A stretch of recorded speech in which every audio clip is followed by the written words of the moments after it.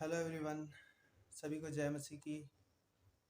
यीशु मसीह के नाम से आप सभी का स्वागत है परमेश्वर की हुजूरी में।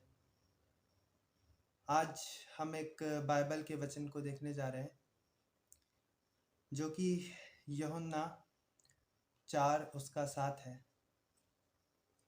वचन का टाइटल परमेश्वर का प्रेम। तो सभी अपनी बाइबल को निकालें और वचन को रीड करें मेरे साथ में। मैं आपके लिए पढ़ूंगा परमेश्वर का प्रेम वचन। तो वचन में ऐसा लिखा है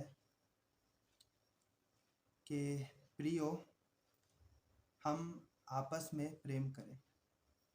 परमेश्वर का वचन हमको कहना चाहता है कि हम आपस में प्रेम करें, क्योंकि परमेश्वर ये चाहता है कि हम सब प्यार से रहें आपस में। इसलिए उसने हमसे कहा है कि हम आपस में प्रेम करें, क्योंकि प्रेम परमेश्वर से है। प्रेम परमेश्वर से है ना। प्रियो, जो प्रेम करता है परमेश्वर से उत्पन्न हुआ है और परमेश्वर को जानता है। वह जो प्रेम नहीं करता परमेश्वर को नहीं जानता, क्योंकि परमेश्वर प्रेम है। मतलब हमारा जो परमेश्वर है वो प्रेम का परमेश्वर है, प्यार का परमेश्वर।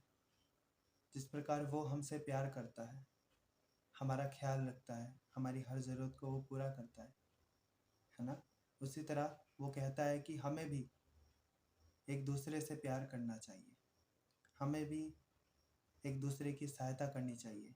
अगर किसी को कुछ समझ में नहीं आता, जैसे वो वचन नहीं पढ़ पाता है या उसको वचन नहीं आता है उतना, तो हमें उसे सिखाना चाहिए। आज्ञाएं नहीं जानता है कोई हमारा प्रिय भाई, कोई भी, तो हमें उसको सिखाना चाहिए, मदद करनी चाहिए।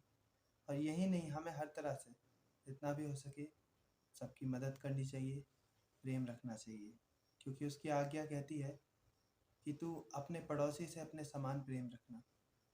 तो उसकी आज्ञा में ही ये बात है। आगे लिखा है, परमेश्वर का प्रेम हम में इसी से प्रकट हुआ कि परमेश्वर ने अपने एक लौते पुत्र को संसार में भेज दिया कि हम उसके द्वारा जीवन पाएं। मतलब परमेश्वर का प्रेम इसी बात से प्रकट हो गया कि उसने हम सबों के लिए अपने एक लौते पुत्र को संसार में भेज दिया ताकि उसके द्वारा जीवन पाए हम, है ना। तो जैसा कि आप सभी जानते हैं कि यीशु मसीह क्रूसिफाइड हुए, है ना।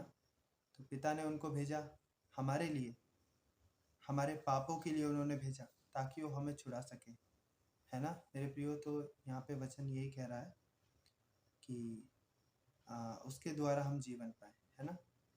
तो प्रेम इसमें नहीं कि हमने परमेश्वर से प्रेम किया, परंतु इसमें है कि उसने हमसे प्रेम किया और हमारे पापों के प्रायश्चित के लिए अपने पुत्र को भेजा। देखिए प्रियो, वचन भी यही कह रहा है कि परमेश्वर ने हम सबों के लिए अपने प्रिय पुत्र को भेजा हमारे पापों के प्रायश्चित के लिए, ताकि हम उसके द्वारा जीवन पाए, है ना। वचन में आगे लिखा है 11 में, प्रियो, यदि परमेश्वर ने हमसे ऐसा प्रेम किया तो हमको भी एक दूसरे से प्रेम करना चाहिए। परमेश्वर का वचन कह रहा है कि परमेश्वर ने हमसे जिस तरह प्रेम किया, हालांकि उसका प्रेम तो अनंत है, उसका प्रेम तो ऐसा है कि जो कभी ख़त्म नहीं होगा, जो मतलब हमारे जैसा हो ही नहीं सकता। जैसा वो उसने हमसे प्रेम किया, वो ज़्यादा हमसे करता है। उसने अपना एक लौता पुत्र दे दिया हमारे लिए, लेकिन वो फिर भी चाहता है कि हम मनुष्य जाति सब एक दूसरे से प्रेम रखें, ठीक है, एक दूसरे की सहायता करें, मदद करें, ठीक है। तो आगे लिखा है, परमेश्वर को कभी किसी ने नहीं देखा। यदि हम एक दूसरे से प्रेम करें तो परमेश्वर हम में बना रहता है। अब प्रियो, ये बात है कि परमेश्वर ही प्रेम है, ठीक है, प्रेम ही परमेश्वर है, ओके। हम में से किसी ने परमेश्वर को नहीं देखा है, लेकिन यदि वचन ऐसा कह रहा है, यदि हम एक दूसरे से प्रेम करते तो परमेश्वर हम में बना रहता है। ठीक है, अगर हम एक दूसरे से प्रेम करें, प्रेम रखें, तो परमेश्वर हम में बना रहेगा। ठीक है, तो वचन इस बात को साफ कर रहा है और उसका प्रेम हम में सिद्ध होता है। उसका प्रेम हम में सिद्ध होता है, हमारे अंदर सिद्ध होता है। ठीक है, और उसका प्रेम हम में सिद्ध होता है। इसी से हम जानते हैं कि हम उसमें बने रहते हैं और वह हम में। ठीक है, हम उसमें बने रहते हैं। इसी बात से ये बात पता चल जाती है कि हम उसमें बने रहते हैं और वो हम में, क्योंकि उसने अपने आत्मा में से हमें दिया है। उसने अपने आत्मा में से हमें दिया है, मतलब पवित्र आत्मा हमको दिया है उसने सहायक के रूप में, हमारी सहायता के लिए, है ना। तो उसके आगे वचन में लिखा है, हमने उसे देखा है ना, हमने उसको देखा है और साक्षी देते हैं कि पिता ने पुत्र को संसार का उद्धारकर्ता करके भेजा। यानी परमेश्वर ने यीशु मसीह को, पिता ने यीशु मसीह को हमारा उद्धारकर्ता करके भेजा, उद्धारकर्ता के रूप में इस संसार में भेजा। जो कोई 15 में लिखा है, जो कोई यह मान लेता है कि यीशु ही परमेश्वर का पुत्र है, तो परमेश्वर उसमें और वह परमेश्वर में बना रहता है। ठीक है, तो मेरे प्रियो, यहाँ पे परमेश्वर का वचन इस बात को साफ कर रहा है, क्लियर कर रहा है कि यदि आप यह मान लेते हो कि यीशु ही परमेश्वर का पुत्र है, ओके, तो परमेश्वर उसमें और वह परमेश्वर में बना रहता है। ठीक है, जो प्रेम परमेश्वर हमसे रखता है उससे हम जान गए हैं, मतलब जो परमेश्वर हमसे प्रेम रखता है उसे हम जान गए हैं। ठीक है, और हमने उस पर विश्वास किया है। परमेश्वर प्रेम है, जो प्रेम में बना रहता है वह परमेश्वर में बना रहता है। ठीक है, तो जो प्रेम में बना रहता है यानी प्यार से रहता है, प्रेम में रहता है, उसकी आज्ञाओं में रहता है, ठीक है, वो परमेश्वर में बना रहता है। परमेश्वर उससे बहुत ज़्यादा प्यार करते हैं।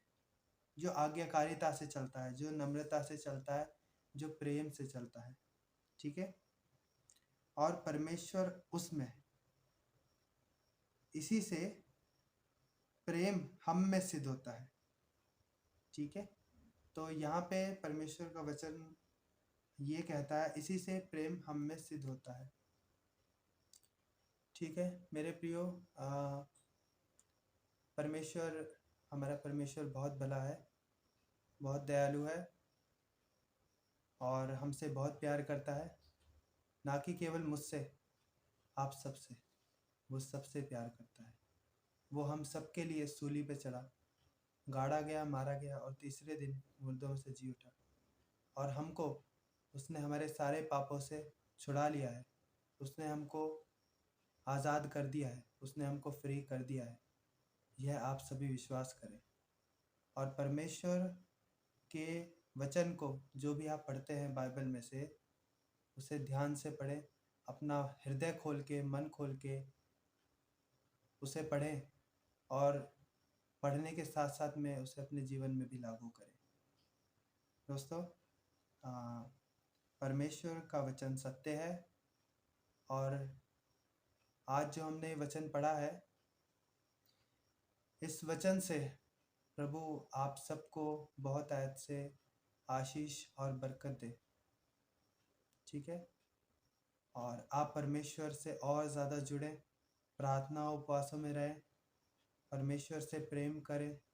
ठीक है, तो ये वचन आज जो हमने पढ़ा है, इससे आपको बहुत सारी आशीषें मिले। सभी को जय मसीह की।